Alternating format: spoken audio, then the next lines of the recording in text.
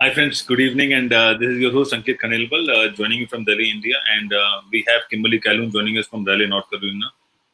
Good morning, Kim. Good morning to the world, and welcome to IBM TV Spiritual Saturday. And as usual, it will be a interesting show to watch out for, and we have amazing shows lined up, starting from Smart Soul with Anandmai, and then followed by Talk Show with Dr. Saggu. And then we have Funk from the Front Seat by Zach Robertson, followed by Plant a Good Seed by Tish Oakley. That's the lineup for the day. And then we have amazing guests and experts joining us in between during our show time around the world. So that's what the schedule for the day. And how are you doing, Kim? How is life and how is everything going? Wow, I missed you, Ankit, and good evening. But one of the things I love about the show is that we're here morning, noon, and night. And that's what connects us and unites us around the world. It's been a trying few weeks, so I'm looking forward to seeing my friends on Spiritual Saturday. Through one moment in this day, I'd like to share a poem with you that my dad and I used to read together. It was very funny spiritual, right? But it would get me through some of the hardest times. But how are you doing? I missed you so much. We all missed you. I miss you too. I mean, but we know that you are doing something important, so we don't want to disturb you. But I mean, we missed you a lot, and there was a vacuum which you can only fill up. I mean, no one else can replace you. But you're the same way, Ankit. We learned that one day when you weren't here, and I didn't even hit the button. I know. I So know. we each, this is something that we've learned very valuable here. Everyone in this world has a purpose, Yeah. right? And we're all essential. And I think that's what has been so devastating about this pandemic worldwide is that somewhere our leaders convinced us to feel like we're not essential. And in fact, they labeled us essential, non-essential. And actually, I think about 98% of the people were labeled non-essential, which means that your life is not valuable, it's expendable, and that just doesn't feel good. And we want to change that. We want to get everybody picked back up again and find their purpose because that's what spiritual is all about. And I can't wait to see Coach Kumar because um, she just brightens my day. And I think Alexander and Jim are here. And so, yeah, this is going to be a great day. Hello. Hi, good evening. How are you? Good morning, good evening. Good evening, good morning, early morning. Yes. Hi, Shasha. Good morning.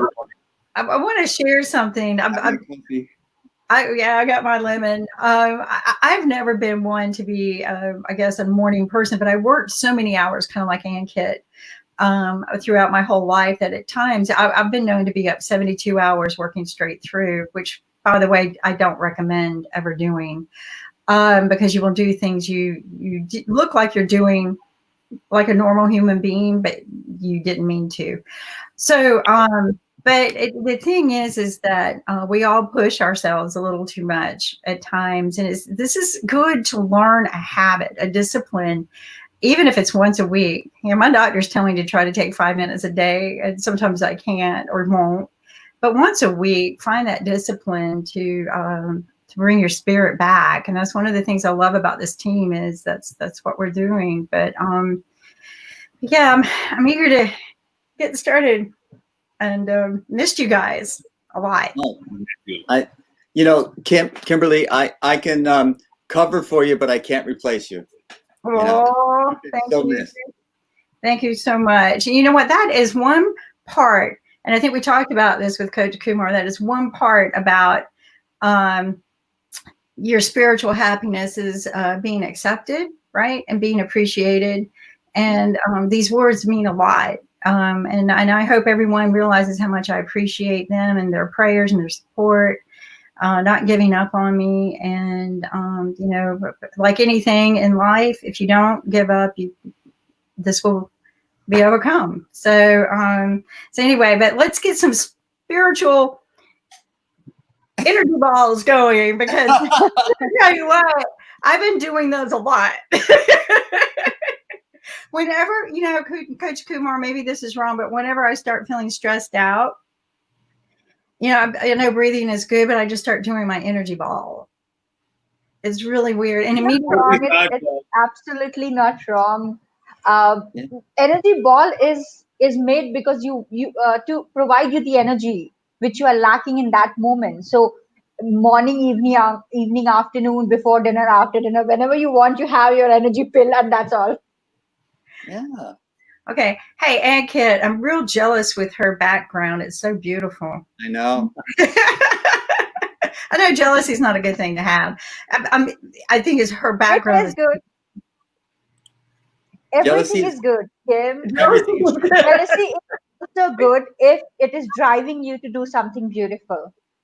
okay. Well, I think it's your back, your whole everything is beautiful as you, like you are. So let's and Alexander, Sasha, how are you? Hello. Hello. I'm good. I'm good. I'll tell you the truth. I'm here to learn from all of you about spirituality and certain other things that I don't feel to be a part of it. But maybe if I'll learn something and will be excited, then I'll share it with you. So don't rely on me today that much. Oh, no. You know what? Sometimes just having someone there to learn with you, and you always ask good questions. But I want to share something with you. They did an interview. I was reading about and listening about an interview of a man who lived to 112. They did the interview when he was 111. Doesn't mean that's how old you are. But one of his, I thought what was interesting, they were like, well, you know, what is your stable diet? You know, why are you living so, but because he was healthy, he was still driving kind of healthy. Wow. And he said that he smokes 6 cigars a day, routinely, 6 cigars a day. And he loved whiskey, and it's got to be good whiskey, Maker's Mark, which is my favorite. And I thought that was interesting. He said, not too much. There's got to be just the right amount, right? So, and he said, that's what will keep you well. And I thought, wow, cigars and whiskey. And he lived to be 112, right? So, I think you got to mix in a hot fudge sundae in there somewhere. well, I just think, Sasha has got such a good mind and looks so well that there's something to the cigars and drink, Cognac. a good drink. So, but anyway, I thought that was interesting. So what have we got going on today that's good? I'm still doing my spiritual balls. Are you doing the finger? So that can you tell me which finger is pulsing the hardest? It's the first. The first. And which is the first, Coach Here. Kumar? So this is called worry, fear, anger, sadness, and trying hard to. So index finger, which is strongest for Kim right now, is for fear. So might be fear or something maybe underlying with fear is appearing for her right now. Might be she's scared of something, or maybe she is too much worried that should I do it, should I not do it, will this be right or not right? That sort of confusion and conflict within self that can also trigger that. Could it be fear of something taken away from you, or fear of something you want and can't get? Anything, fear of anything, fear of unknown, judgment, any of the fear would be triggered, or anything related with fear. Like when do you get scared? When you do not know what to do, what not to do. Like you are confused. Then also you get into some type of fear. So anything related to fear, that index finger will be triggered. Well, in my case, I think I kind of understand it, but it's out of my control. But it's not having the control of the situation that someone can hurt me. So it's kind of like in a situation that if I'm at home and somebody breaks into my house, I can get a gun and shoot them. All right, guys, you hear that? Southern girl. So, but in this situation, something is happening very, very bad, and I have absolutely no means to protect the family or myself from. There's just, and even though I know I'm right, and there, we know, but but that's where fear for me comes in, is when I cannot no longer legally and logically protect myself. And That's- shooting doesn't work in this situation, no? Excuse me? Shooting is not working in this situation. No. No. Too bad. Too bad. Is it a fear of loss of control? That was the first thing that popped into my mind, that you can't control this. We talked about that last week, having that will, right? And I gave that will actually to legal counsels to take care of, and they said it was too much for them. They didn't want to do it. So it's back in my hands. And wow. And it's, what's funny is I've taken it to like criminal lawyers, and they go, well, you're not a criminal, and until they arrest you, we're not going to help you. Call us when you get arrested. And I go, well, then it's going to cost me a fortune. Why can't we defend it now? And so that's my fear, is something happening to me that I have absolutely. But you know what? That's my problems. Everybody has problems out there, right? And the other thing is normally I am the one helping people. Yeah. But this is important for you to talk about, especially on this show. Not really. What we need to talk about too is other people, right? So, sure. But you don't know how many people are you helping, talking about what's going on with you. They might be relating to you. They might be in a similar situation, and what Coach Kumar can help you with, you'll be helping countless viewers. So I think we all go through things like this, right, Coach Kumar? Yeah. And Kim, Jim is right here, and we call it a borrowing benefit. Like if I'm working with you and Ankit or Jim is going through similar situation, I would not say same because everyone have their own experiences. If they are going through similar situation, they would at least have their answers, or maybe a way out, or maybe just a ray of hope that, okay, I could also think in this way, and then I'll be out of it, or maybe I'll get help. It's not always getting the solution in that moment. It is just that getting that good seed planted, which we're gonna have after some time with Tish. Planting that good seed in their head that, okay, I can also be in trouble. First of all, the realization that, okay, I can also be in problem. I can also be out of control. I can also experience fear. I can also be vulnerable sometimes. So all these realization and acceptance and the hope that, okay, I can deal with this. So that is the purpose of this entire show, which we are doing and which we are going to do, to help people in this way or that way. Just that we have to help them. And I think so many people feel hopeless, and if you get that spark of hope again, then you can feel like you can take on anything. And life is not going to give you any challenge that you can't meet somehow. And you just have to retain hope.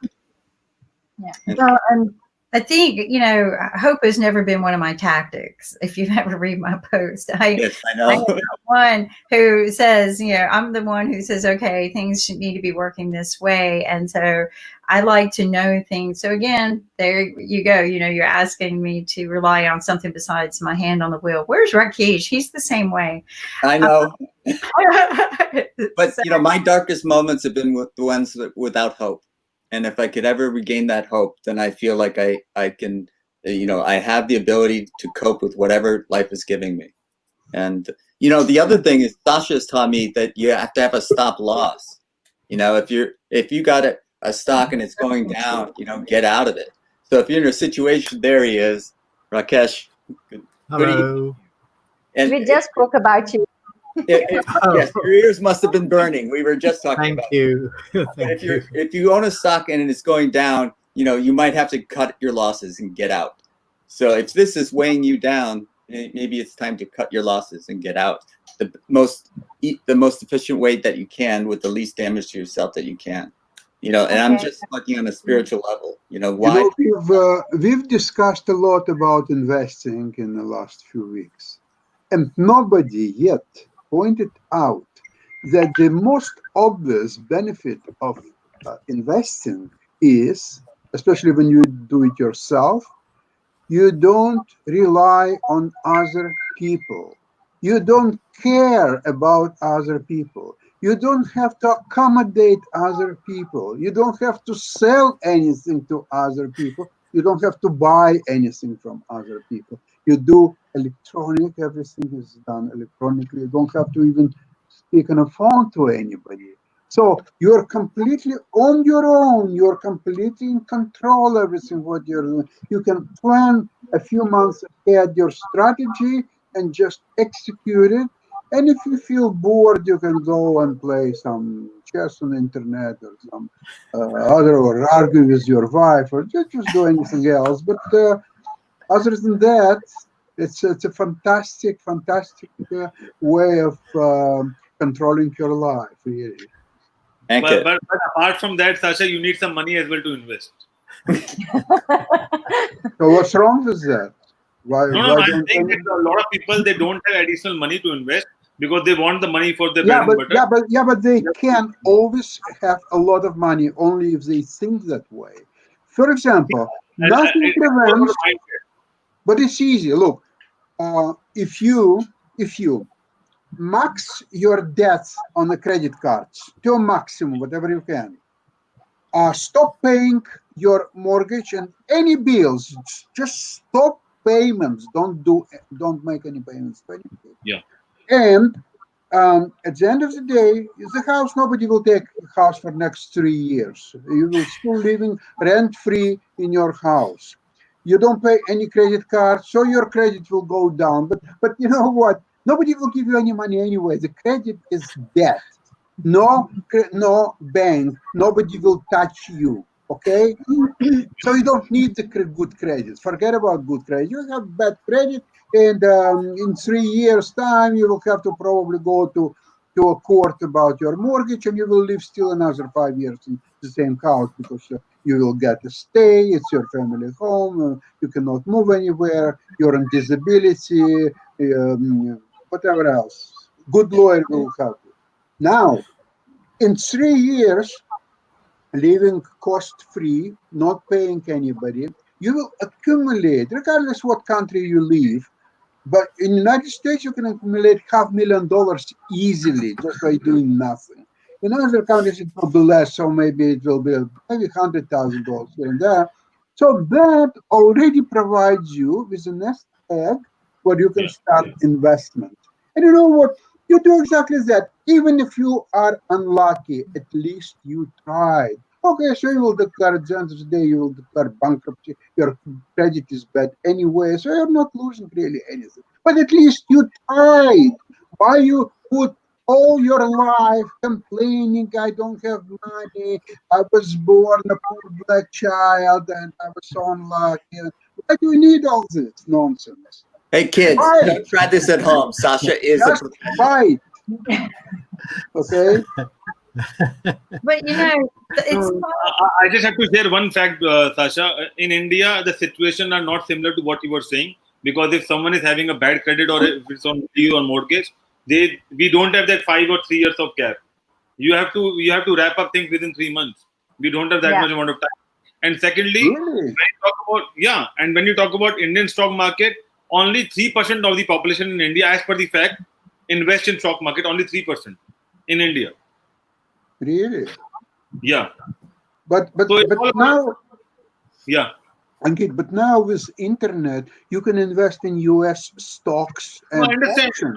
It's not about the mindset actually. It's about the mindset. People are still going for fixed. They are still going for other, options, which is also part of investment. Maybe property, gold. I told you about gold. A lot of people in India, they invest in silver, they invest in bronze, they invest in other metals as well, because the mindset is that they want to feel whatever they want to invest. Oh, you got a lottery ticket? North Carolina Power Bill. I read power. This is what I invest in. Powerball. Lottery ticket. Yeah. So It'll take away all about the the mindset of, and our country is, basically the mindset is all about saving, and then saving should be at home or in form of some insurance or LICs or gold or property and things like that. So very In few India, people invest we invest, but we invest securely. Like low risk investments. We If No will it's not risk. no go into risk, the it's No not risk. investment. No, it's not investment. Yeah, If it's not it's investment. risk, there is no risk, it's rather trying to protect your money. Okay, actually, when I do investment show, my rule number 1, 2, and 3 is preservation of capital. So if Right. you listen to this, then indeed you have to look about safe investment. No, no. By doing safe investments, especially in a time like today, you will be lucky to get 1% annual return. However, any sane person can be satisfied with 1% return. Absolutely not. I will better sit on 0% return than to put something into 1%. My rate of return must be somewhere around 20%. If I will make more than 20%, it's a very good year. If I will make 15, 17%, okay, so it was not such a good year. I didn't do so well, but still, I'm trying to be there. And by doing safe investments, how can you make not even 15, 10, even 5%? You can't. Today, Yeah. without risk, to get even 5% is next to But impossible. Sasha, this is not an I investment completely agree, show. Sasha. I completely agree. I just have to make one more point. In India, a lot of people invest in fixed deposits, and what happens is that if I invest in fixed deposits in the bank, only I know. No one else in my family knows. And if I die or if something happened to someone who invested in the fixed deposit, now the problem is that no one knows how to claim that money. So government gets millions of dollars every year, where there is no takers, and they have to Usually, wait a good for Well, years that and then. no happens in the nominee. U.S. Ankit, That happens in usually the there are U.S. as well. nominees. Yeah, you No, can, I know. if you nominate, you can get the family gets the money. And the No, second thing, completely agree. Indian, I yeah, I completely agree, but since 7-8 years, every year there's a news that a lot of money is not being claimed by anyone else, and then government have to wait for it, and then they have to take it. I mean, there is no other option. And as far as nominee is concerned, this process started maybe like 5, 7, 10 years back, but there are a lot of no, people no, no. who have invested It's in been banks there for a while now. for at least 15 No, no, I years, know if that. not 20. I know that. I know that, but Hmm. the bankers, they don't tell people to file the nominees. I mean, because you know that Yes. we have different kinds of varieties of people. They don't know what is nominee and all those things.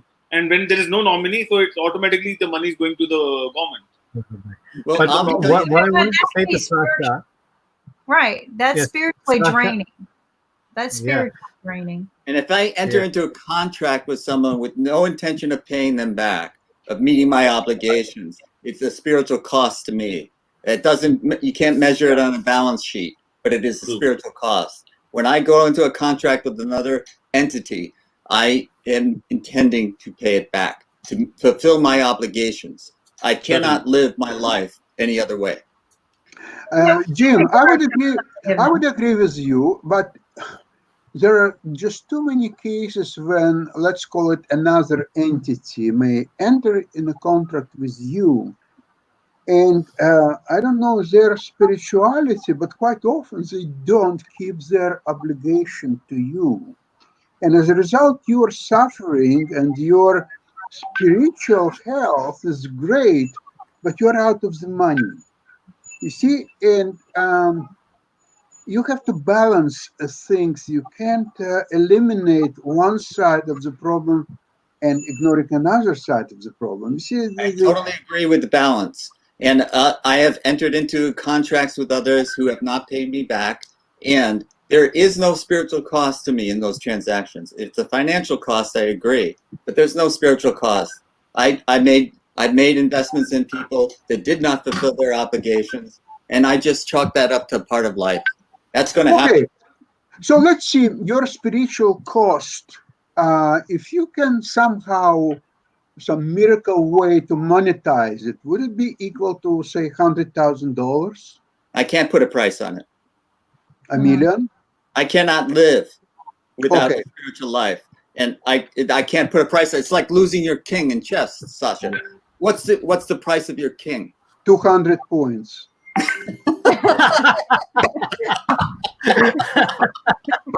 Sasha, you're just fantastic. But Sasha, most people in India invest in a house because the value of the house keeps appreciating. So it is an investment in wealth that keeps growing, and the rate of growth in that, because it's a growing population, there's always growing demand. So you have appreciation where you have returns. So that is why we invest first in a house, then we, in case there's something, we invest in portable wealth, that is gold. You can carry it with you and run away if there's a war or an invasion or something, or a Bhopal tragedy. You just run away with your gold. So that's the logic. Every society has its own logic of its investments, and where you have an ordered society, like in Canada, you know what you say is quite okay, and the credit culture is quite well developed, quite sophisticated. In India, the credit culture is not so sophisticated, and you could have even companies like Citibank sending goons over to your house if you don't pay your credit card, grabbing Yeah. your car, throwing you out of the car, and grabbing your car. Is it So legal?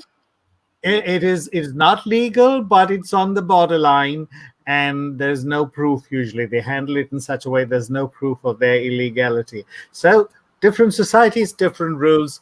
Fair enough. I understand where you're coming from, because New Zealand's pretty similar to where you are, and I know many people who've been for years on the dole, and the dole is unlimited in New Zealand. The 27 years, the longest person on a dole. So different societies, different cultures, different Agree. rules. Agree. Yeah. It is different And rules. also to add on this, we don't have any bankruptcy law in India. I mean, there might be something on legal. It's there now. It's there now. Bankruptcy. It's there now. Thanks to Mr. Modi. I must say, I kudos to him on that. As much as I dislike the other things he does, kudos to him on that. There's now a bankruptcy law. Wow. Sir, there is a law on paper. On paper, there is a law now. But That part you know better because you're living there. I would defer to you. Yes.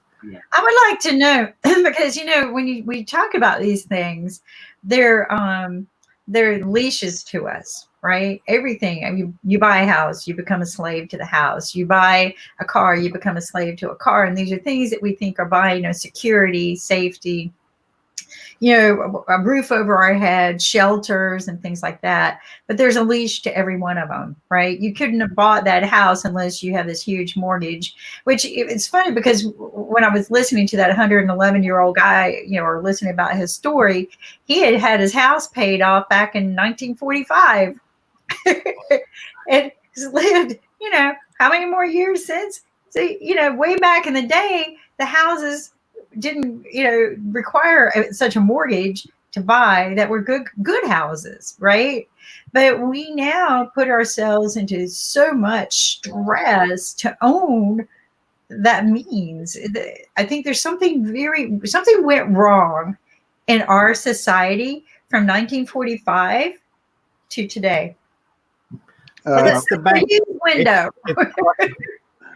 Kim, it's the bank. Don't forget that it could be that at his time, the house, the cost of the house was maybe $1,500, and he had a mortgage of $900 and paid it long time ago.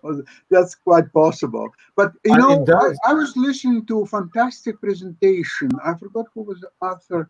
The Death of American Dream, and it showed from 1945 there was a huge deterioration in everything in American standards of living, especially after 67. After 67, the wages they're paying today's wages are equivalent of what people were making in 67. I mean, people who are working full-time jobs. I mean, they're not much different from if you'll take inflation in and other factors. They were making maybe even more money in 1967 because at that time, a person just working a full-time job, he could support himself and his family, and kids would go to school, and Medicare would be taken care of, or so on. Today, it's just impossible. You need two people working full-time jobs to send kids in school and take care of all your expenses, Medicare, and it's just a deterioration of American dream. So today, if you're taking a concept of American dream is like, okay, you are working, you will have your car, your house, your kids will go to a nice school, and you will have your health to be taken care of by Medicare or anything. There is no such concept today of American dream anymore. Well, what was the global population, Sasha? Global population in 1945 was something quite different. So when you have, let's get back to the theme of the show. And I would like to know if you can judge, Coach Kumar, can you judge my spiritual well-being by my bank account? No. No? But if my bank account is really high, wouldn't I be a more spiritual person? No. More than if your account is zero. That's I can tell you for sure. And do you agree with that? If my bank account was zero, would I have less spirituality? Absolutely. You will have no spirituality. I'm not asking you, Sasha. I'm asking Coach Kumar. Please do. In my views, no. Of course, there would be some worry. I'm not saying that being spiritual will always keep you in bliss and happiness and carefree attitude. There would be worries. There would be maybe some struggle also to carry on your day-to-day life. Yes. But spirituality doesn't have to do with the numbers. Honestly, if I talk about myself, I am much more happier now when, even if there's like, I know that there's no fixed amount is coming in my bank account, but that doesn't bother me anymore. That I know that, okay, I will be taken care of, because that level of connection with your surrounding and with universe has nothing to do with the numbers which is appearing in your bank account. Worrying, anxiety, getting into some trouble, these all are part and parcel of life. You cannot just let like, if someone claims that if because I'm spiritual and because of that I have no worries or I have no anxiety or anything like that, I do not agree to that. Because if you are born into a human body, then you have to go through all these experiences as well. Yes, we have people with millions and millions of dollars in their bank account that take their own lives. So there are stresses that they experience that someone who's just has enough to eat every day. So they don't Jim, experience as we discussed a couple of episodes ago, that everyone have their own story of success, their own story of happiness. I could be happy with one Samsung phone, and someone will get happy with the latest iPhone. So in in in in love for phones also, there could be different varieties. I just needed a phone from which I can do my WhatsApp, some good photography, and and calls. That's all. Few people own the phones. I know a couple of people who have phones which are more than 3 lakhs Indian rupees or 5 lakhs Indian rupees. And that phone also does the same thing which my normal 18,000 Samsung phone does. Yeah. So, but I am happy with this and they're happy with that. There are diamonds in it and all those stones and so much decorated stuff. And it does the same thing. So someone told me, I was talking to someone and then said, there was a person wearing a Rolex and he said, what's the time in it? And he said, it's 10 o'clock. The other person saw his watch and said, it's 10 in mine also. Mine is only 250 rupees. So time is, you can't buy time. Is that what you're saying? Yeah, it's always be your story of happiness. It will always be your story of success. Some people might get happy with the bank balance. Some people will get happy with what they are doing with smaller things also. So they are not connected. Your story is your story. They cannot be compared or they cannot be connected with others. You know, just talking about watches, many years ago in Bangkok, I bought a fake Rolex watch for $20. And for 1 year, it showed the right time always. After 1 year, it was garbage. But 1 year, it was beautiful. So I think if I would buy, say, 100 Rolexes, I would, for life, I would have a beautiful Rolex watches with the right time on it, and I would. They'd all stop working at the same time, though. I know. That's why I didn't do it. I was trained to know the difference between the fake and the real, and there's ways to look at a fake tag and a real one. But interesting enough, Sasha, you would say that, is I did the same thing. I bought a fake, beautiful ladies Rolex with diamonds, encased in diamonds, and I didn't pay $50 for it or something stupid like that. And I was traveling a lot. This was a long time ago, and I was in Vegas, and with a friend of mine gambling, and I wasn't gambling. They go, "Why are you gambling? I don't have any money." Well, you can use that watch. They were willing to take my watch. They thought it was a real Rolex. It even said Rolex in it. That's how fake it was. But people are willing to take things for what they think they are, rather than knowing what they So are. how much did you get for it?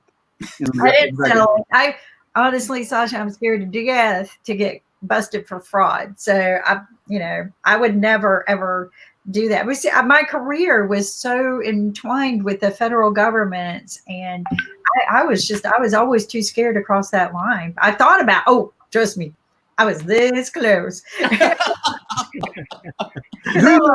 only paid $50 for this.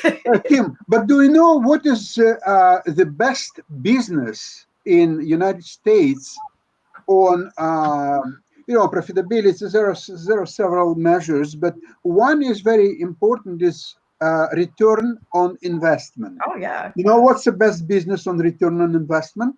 Is robbing the banks. That's right. It's the best, far the best. Mind you, it's illegal and you can get up in jail, but that's not the point. The point is, what is the return on investment only? That's the only thing what you care about. It's a lot of cash. It's all cash based. There's white collar crime that pays better. What's better? The bank robbery is a blue collar crime, and white collar crime pays much better. But not always, because if you're busted in white collar, man, well, if you're busted in bank robbery, we're talking about getting away with it. Getting away with it, yeah. So it's going on every day. Hackers are making a lot of money.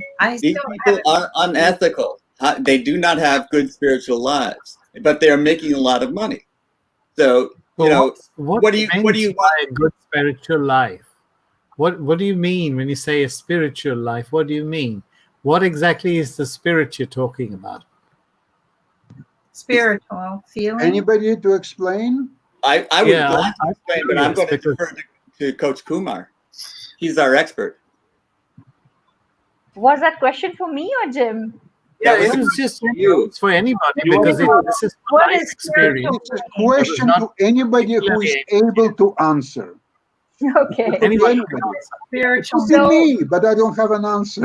I have an answer, but I'm going to defer to Coach Kumar, who will have a better answer. Oh, no, that's not. All answers are the right answer, actually. There you go. As they said, no idea is a bad idea. So for me, spirituality is a journey within yourself, knowing what is right and what is wrong for you, and putting that into your action so that it's not hurting anyone else. So how different is that from just plain good values? So people have made all these definitions very stereotyped, that spiritual being spiritual beings are more connected to the earth, environment, and universe, and they are able to look from the other's perspective also. It's if you come and say that someone has betrayed me, I will not just get angry, and I'm not saying that I'm the fully spiritually evolved person, but I will try to understand the other side of the person, that why the person betrayed me, if he or she does that. So I think because I'm glad we brought this up, because that's a good question, and I always just find what. Let's start too with the definition. We all know inside us, we've been taught that there's a spirit of some kind, or we this is how we explain it, and it says that it's an animating or vital principle held to give life to physical organisms. So it's a principle so the spirit is our principle for our life. So Coach Kumar, I think you were hitting it very close to that. That it's hard to define something that we're taught without having a physical, scientific bearing. But it is the principle that we give to ourselves, that we are the value, I guess, the principle, and that's interesting. I'll take a shot at it. If I want to live by good values, I can read John Stuart Mills, and I can put into practice all the things that are good for society. You know, that's a great life to live, but it's not a spiritual life. A spiritual life allows me to be connected to others, to other people, to other living beings, to all of creation, everything that is empowered by the universal life force. I can be connected to it. And when I'm connected to it, I'm a different person than when I am disconnected from it. And I don't know if it's only a human trait, but human beings have the power to disconnect.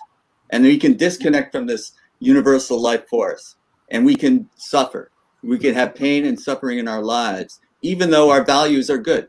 Our values are employed in our daily lives well. You can't criticize my behavior. I have not stolen from you, but I'm still suffering. Why? Because I have no spiritual life. If I had a spiritual life and good values, then I can be happy. Spirituality allows us to detach and detach from the emotions and people and sufferings, and attach to the being, the actual being which is there, be it a tree, be it a animal, be it a human being. Attaching emotionally with someone is like you're attaching to the physical form of them, and if something happens, you lash out on them, or you shout on them, or you get angry. But if you're attached to the soul, you will try to understand that if that soul behaved in this way, what is the reason behind it. So spirituality also teaches us how to detach and how to attach in a different way. This is exactly what I'm struggling with now, because I agree with what you have said, but the thinking of to detach in order to attach is something that I'm still struggling with, even though I believe it. It's yes, not so easy.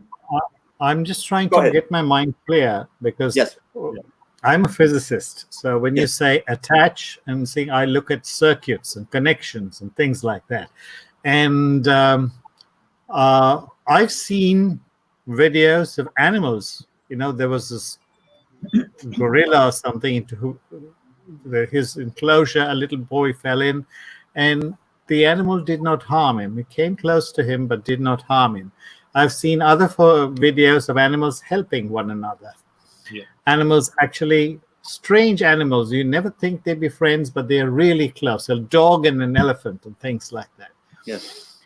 And I don't know whether that is a connection or not, or whether it is something that, you know, just like we are friends with people from another who don't look like us, another race. I don't know whether it's even a genuine concept, or another culture, which is a much more genuine concept. So that could be a kind of an attachment, but you know, saying that attach and connect, I don't think if somebody, if I, like when we saw that little Turkish boy or some boy who was washed ashore on the beach, who was a refugee trying to get to Europe, a little boy, you know, and that sort of, I don't think there is a single human heart that was not touched by that. But that is a kind of sympathy, empathy, and I'm getting confused, but those are clear concepts in psychology: sympathy, empathy. But when you say spiritual, I'm still a bit at a loss, you know. And so I'm ready to. But so go ahead. Go ahead. I'll wait now. I've asked the question. These are great questions. Maybe Great that's question. a big unknown universe mystery. Yeah. Right? What is the spirit that universe is a fascinating concept, because we say a universe, but we don't even know that uni means one, and verse is everything. So we don't even know whether it's just a universe or they're multiverses, you know. So which is very much a physics concept, you know. So it's our universe. It's our universe. And that doesn't mean that there aren't others. It could be our multi-universe. Ankit, please go ahead. I didn't hear you. I was talking. Yeah, what I meant is, what is ours? We didn't make it. We often say this, and people often will ask me, you know, do you feel attached? Because I've lived in so many countries. Do you feel attached to any country? Do you feel loyal? And I said, no. It's just that this world requires a passport system. And for me to move around, I need to have a passport of one country. So I have a passport. But otherwise, I think I'm a citizen of this world. I didn't create anything. I didn't create even half an atom of anything. Whatever, I may have manipulated some material and added some value, but that's about it. So when we talk about spiritual stuff, I know when I teach, it makes me happy. That's all. I know it makes me happy when I teach and I hear the young children saying, aha, I got it. That makes me happy. That's because you're connecting to them. That's, I suppose so. Yeah. I want to ask you a physics question. Let me ask you a physics question, because Sure, if scientifically we create what we call vacuums, where we've removed all the physical entities from a certain place. And do you think that is really empty? No, it certainly is not, because there is no such a thing as a perfect vacuum. That we know. As physicists, we know that there is no such thing as a perfect vacuum. There's no such a thing as a black body. So certain things we know. And some of what is mass? If you look at mass, energy, I don't know. I think in America you say mass, but in India we say mass. Okay. When I went into the details with it, one of my physics professors, he said, finally, it boils down to you know it, I know it, so we know it. You know. Right. So I'm guessing that the spirit is something like that. You know, because it does. I know when I teach, I feel happy. I'm sure that Sasha feels happy even when he teaches about investment, and teaches chess. And you know, perhaps if somebody came to learn the piano from you, you would feel happy. So, and even talking to us makes you happy. Very soon too, about the Russian history and Russian culture, and Russian places to visit, and Russian girls, and so on. I am so keen on that. I listened to a little bit of your show on investment, and then something else dragged me away. But I've got it on, and I will be going back to it. But these things, this connections, I get a lot of inputs from Kimberly, who's sitting very quiet there today. So I enjoy this show. I enjoy talking to you, Anandmai. So and that's why I'm asking these questions, not to confound anybody, but just to clarify things. Well, whenever we're trying to, because some of us are such geek scientists, and challenge these poor Kumar. But I start Googling some of these words, and one of them has just really blown my mind away. That's why I was listening because I'm like, okay, so I looked up, what does spiritual mean, and in definition, it meant the vital principle held to give life. Physicalness. So it's what we hold as a vital principle inside of us. Well, what does vital principle mean? Oh my God, you don't even want to know what vital principle means. You don't want to know. As a scientist, it blows everything away that we define. And I'm sitting here, and I wasn't being rude, but I wanted to be able to feel like I was, contributing to our conversation. But a vital principle is a hypothetical. When your heart hypothetical force. It's a hypothetical force. It's not even a scientific. That was going to be my addition to what Rakesh was saying, is that you cannot, in this vacuum, and okay, you answered it as a physicist would, but I think that there are forces at work that we cannot detect, let alone measure. And these forces are what I would refer to as spiritual forces.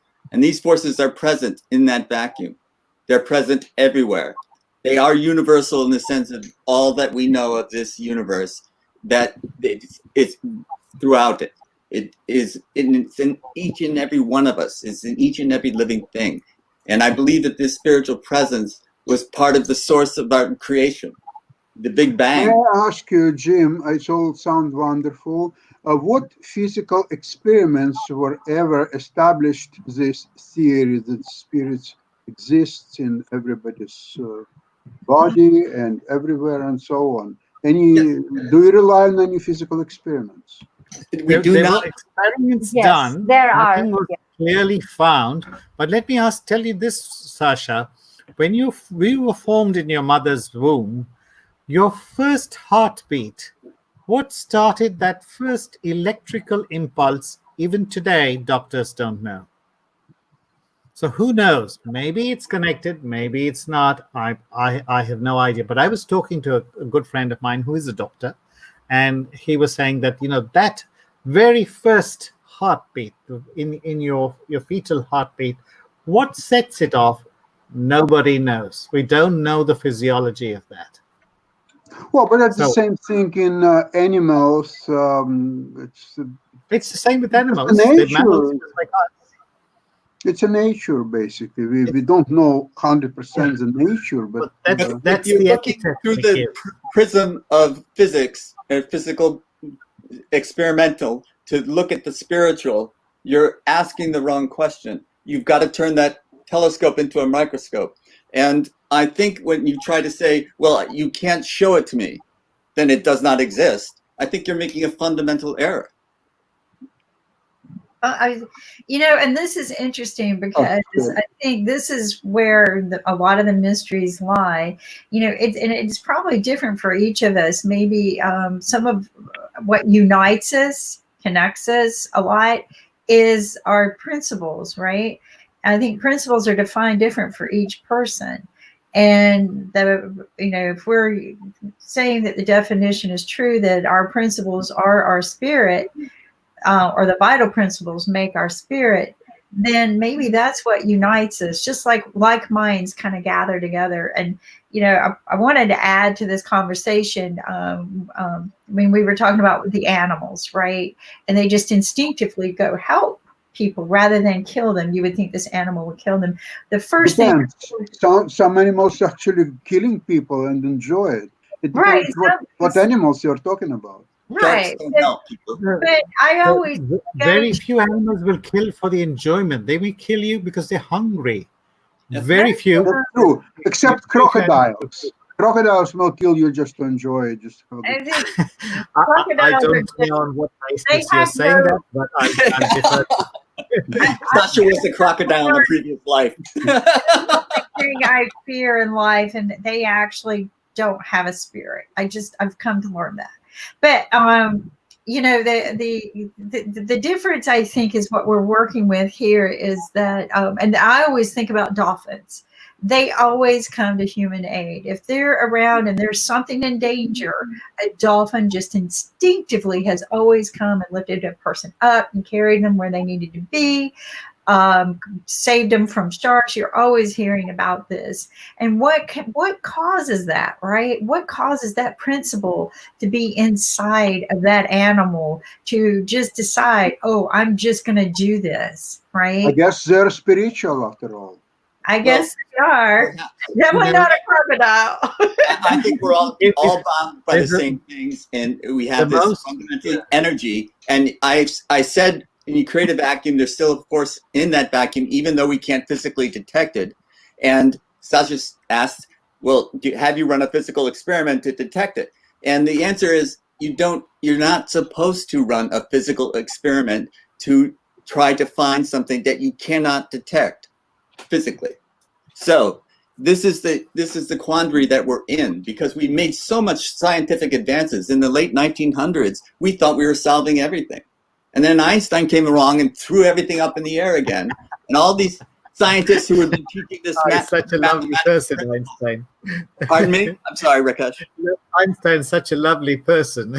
Yes, but all these scientists, all the scientists, the old graybeard scientists hated his guts because they had been teaching all their lives a certain thing that he just threw up in the air and said, no, you're wrong.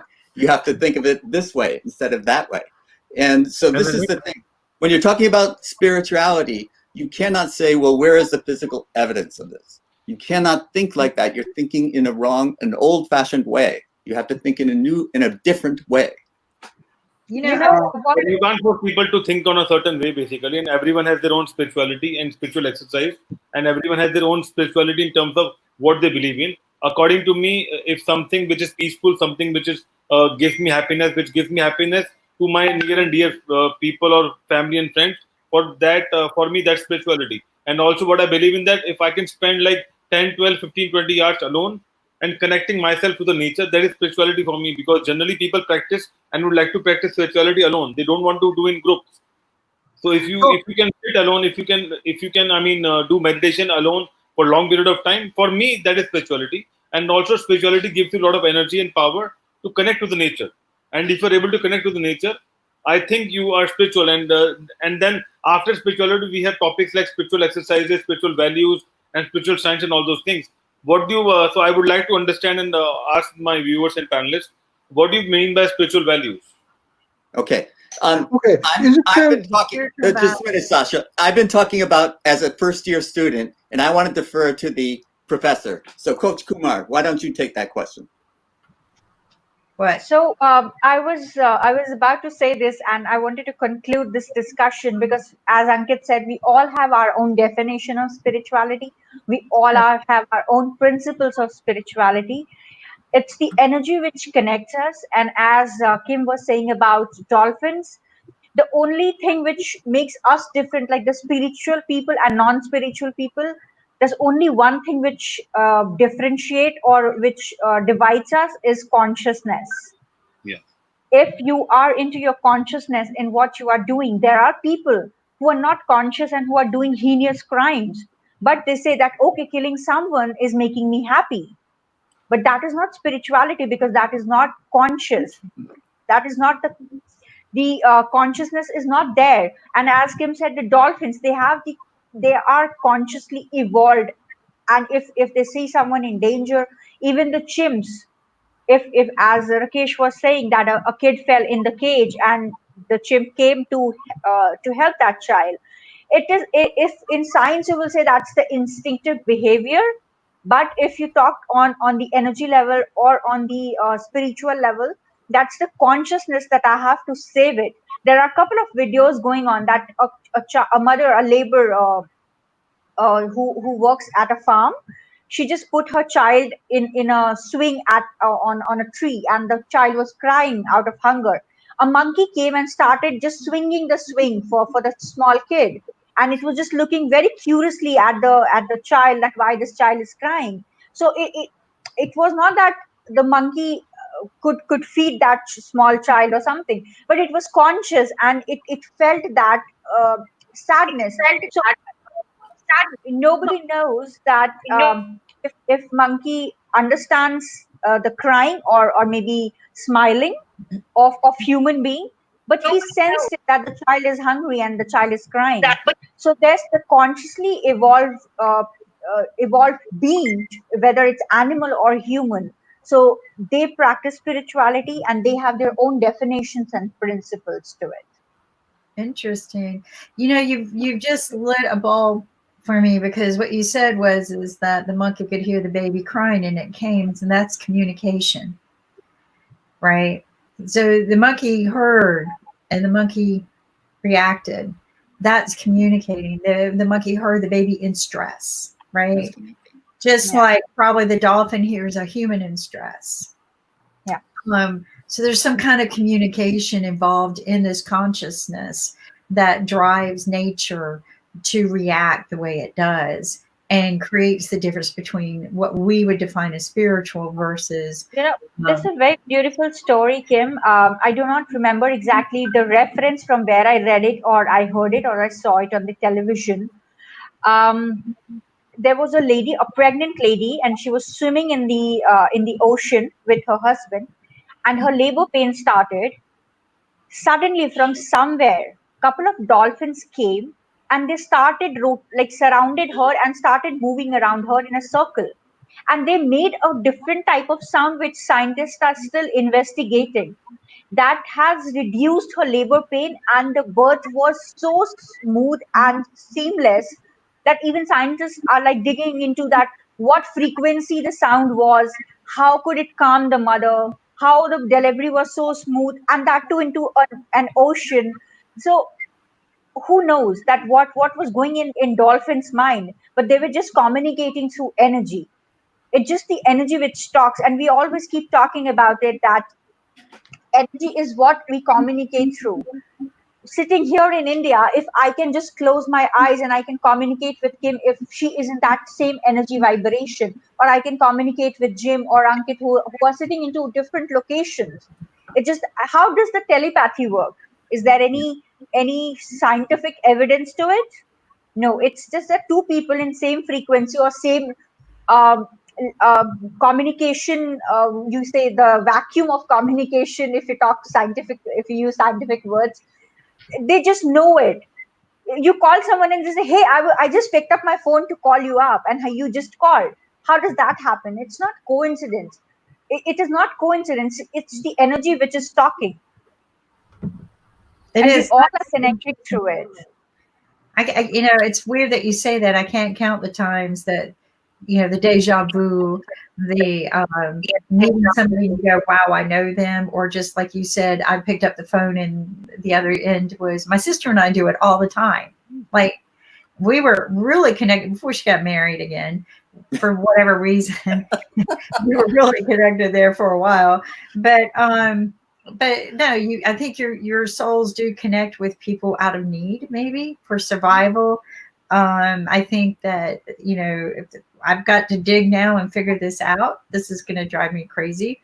Um, but I don't. I think somewhere we're going to learn, like the dolphins, right? We're going to learn what they know. I think dolphins are the most superior species on the Evolved planet. creatures.